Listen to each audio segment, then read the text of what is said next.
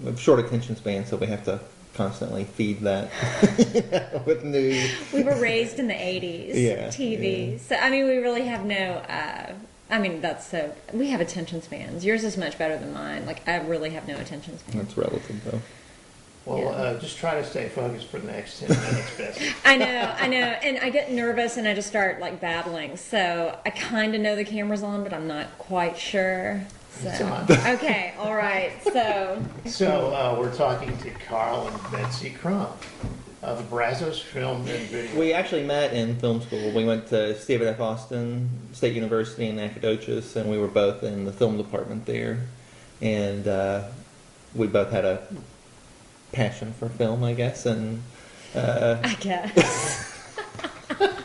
and so we ended up going through the whole program together and ended up basically getting married and started a company, Brazos Film and Video.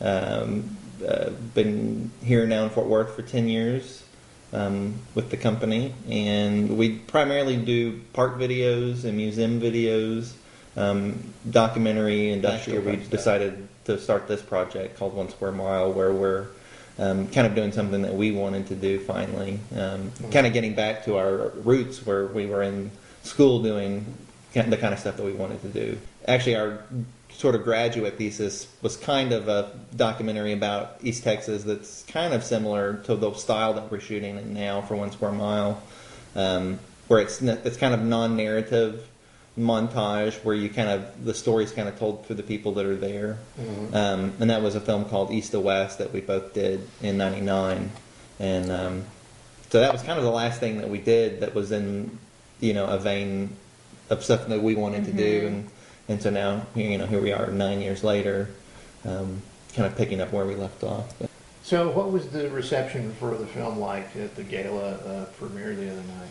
Oh, I think it was great. It was excellent. Yeah, we've shown it, I guess, maybe 6 times in focus groups throughout the process of editing it, and 3 of those were in Como, where the people actually that were in it or people of the community saw it. Mm-hmm. And at all of those, we got a good reception. So we weren't really worried, that it wasn't going to be well received, at least by the people in the community. I thought it was like completely rewarding, and there were over 200 people there at the premiere, and that no one came up to us and said, "This sucks." I mean, it was the opposite. Everyone came up to us and said, "This is fantastic. This is amazing." And we've had people calling and asking when we're going to show it again, and that's been so rewarding. We were trying to promote the project itself because, we're basically paying for the whole thing on credit cards and second mortgage, and so, we were trying to build up an interest so that we could find, an outlet to show this to a larger audience. Because right now we're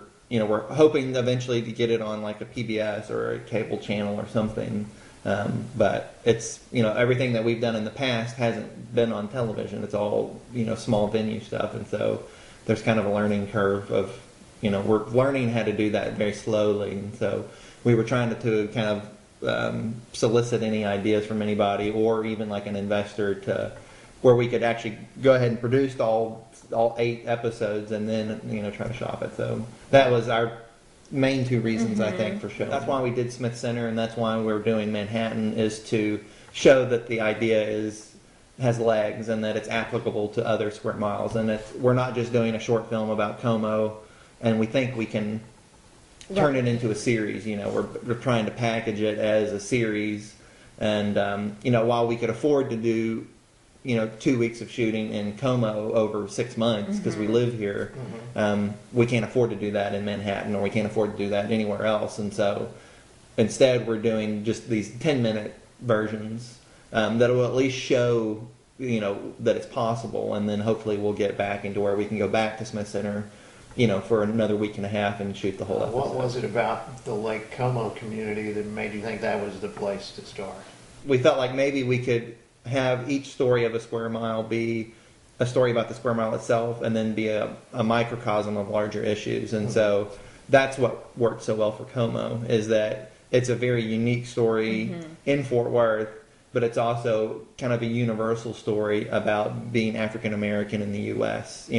That they're a minority in the west side of Fort Worth in this in some ways protected and I guess in some ways neglected community.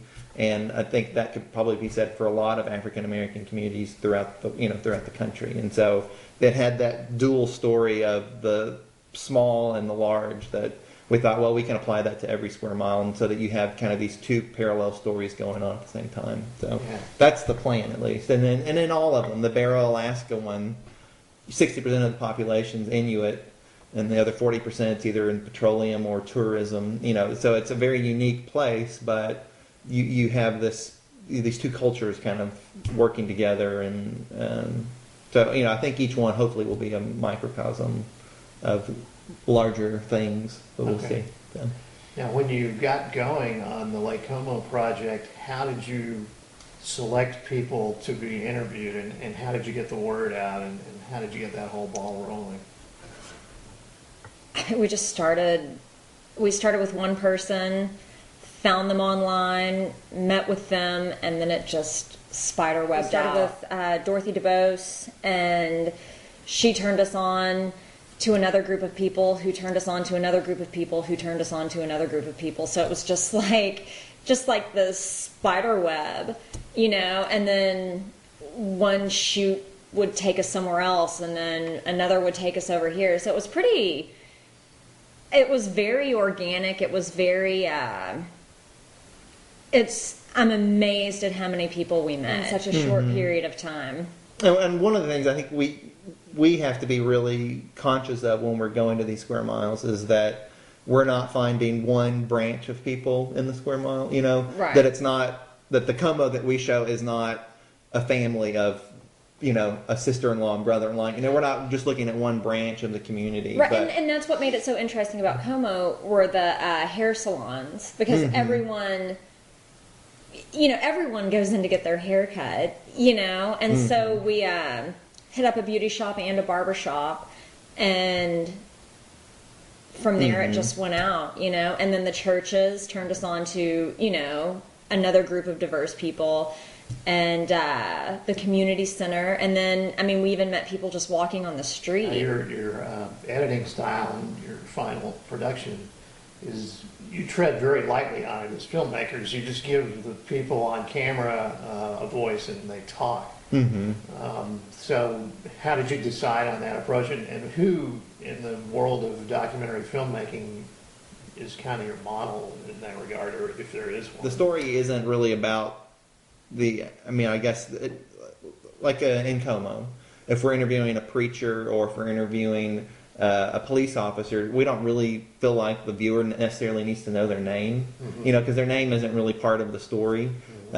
If you see him preaching at a church, you obviously know he's a preacher. So, it seemed a little redundant, and then it also seemed a little newsy, and we didn't want that. We didn't want it to seem like it was a news program about this community. And so we kind of stripped away all of the graphics, and you just kind of let the story come out through the people that are there. As far as influences, the idea, we shot the whole thing through, there's a filmmaker called Errol Morris who does a lot of documentary stuff, and he invented this contraption called an Interatron that's basically two teleprompters facing each other. And so Betsy was doing all the interviews in Como through a teleprompter, so everybody's looking at the camera, but they're really looking at Betsy. And so, but people seem to be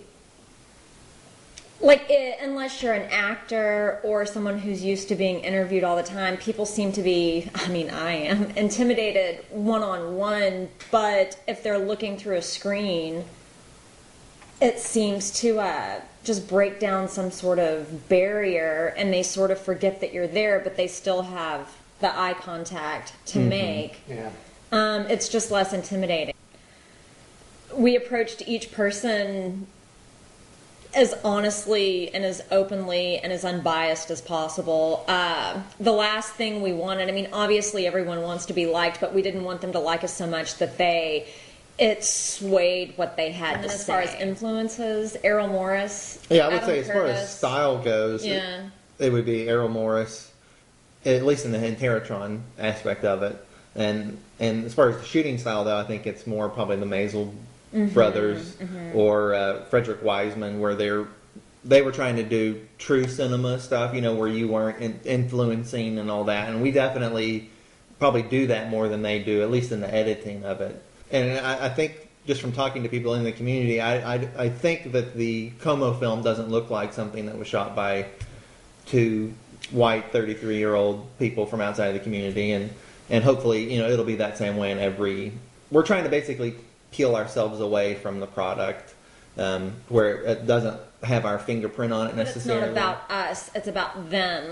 There were points in time it's like, do we need to be walking through and showing ourselves and how they interact with us? But it just seems so trite. It seems and then it's not about the person that you're interviewing, it's about this person, look at me, I'm talking to all of these interesting people and I'm taking it in, and it just seems so... Mm-hmm. To me, it's so boring. I've seen so much of that, and that's more of the type of documentary that you see at film festivals. I think if we do package it somehow as a show, maybe we could have a website accompanying it where, people could learn more about the Square Mile, and and you can go through I just figured this out in the last 2 weeks, that we can go into Google and overlay a template of our Square Mile onto Google, and anybody can look at that exact Square Mile, and you can zoom around, you can do street view, and someone living in Michigan could virtually walk down every street in Como through Google and look at all the stores, all that kind of stuff. So I think we'll be able to, once we get something going, I think we'll be able to package something together to where people can, if there was a website or something, people could nominate Square Miles for us to go to, could interact with the Square Miles that we've already done, and I think it'll be a community sort of. So at least that's the plan. It definitely strikes a chord with everyone who's seen it. I'm sure, yeah. So the concept and the actual show that they've seen. So yeah.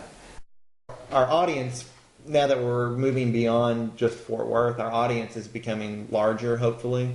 And so the only way for us to really do that at this point with the means that we have is to do something on the internet. And so for now, every video that we do will be, the short version will be on YouTube, and then we'll do a trailer version on YouTube. So the people in Smith Center can, direct any of their friends and family and, to that video, and same in Como and same in New York. And then eventually when we find the right person or the right outlet to help us finish the series and create the larger versions of each one, then it'll be packaged as a 10-disc DVD set. Right. Well, Carl and Betsy, thanks for speaking with us at Pegasus News. I appreciate it. Thank you, sir.